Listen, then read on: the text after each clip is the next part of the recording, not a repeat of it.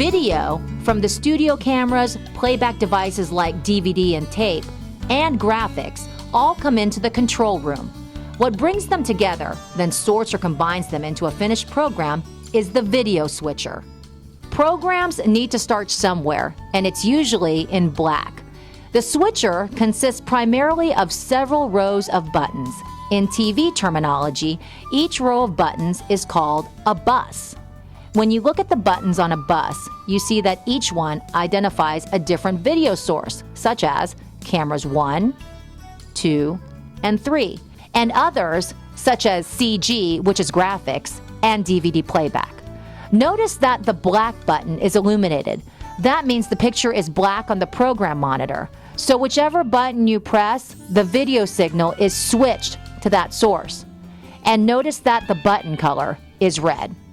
When you don't want to simply cut between scenes, by pressing the button on preset showing where you want to go next, you can then use the switcher's other controls to make special effects transitions. The simplest is a dissolve between two pictures, and you can use the fader arm to achieve this. The fader arm lets you manually control the pace of the transition. This is how to use it. On the program bus, you can see we have selected camera 1. On preset, we push the button for camera 2. Notice that it's also illuminated, but in white, because the program signal in red is still what's going out on the air. When we pull the fader arm down to the preset bus, the picture dissolves from camera 1 to camera 2. But once the fader arm is all the way down, see how the illuminated light has switched back up to the program bus. And when we push the fader arm back up, the dissolve is back to camera 1.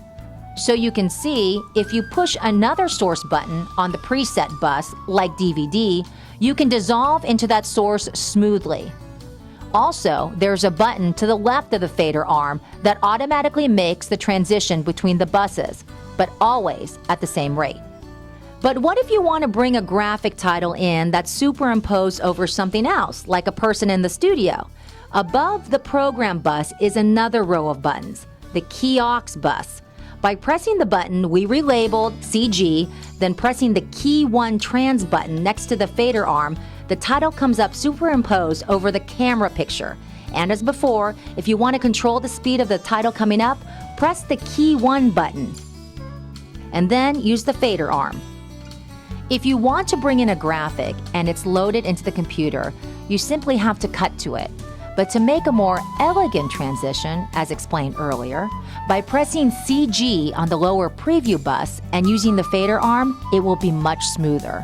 One other program function that is used a lot is chroma key. You've seen this effect countless times, where the background is a green or blue screen and the color is replaced with another background. We have a green screen in our studio, and here's how you make the effect work using the switcher. Whichever camera is shooting the talent in green screen, on the key aux bus, push the camera button. On the program bus, push the button for whatever source you want to have replace the green screen behind the talent. Usually this will be in the form of graphics, but it could also be a live-action background from another source, like DVD. Above and left of the key aux bus is the CHR key, which is short for chroma key. And when you press the top button in this group of 3 located left of the fader arm, key 1, the effect is put together. The switcher has a number of other controls and effects in it. Trying to explain all the different combinations would be very confusing. So just keep reviewing this program to get comfortable with the most used functions. Then with a little practice time on the control room switcher, you'll be able to work as the program's technical director.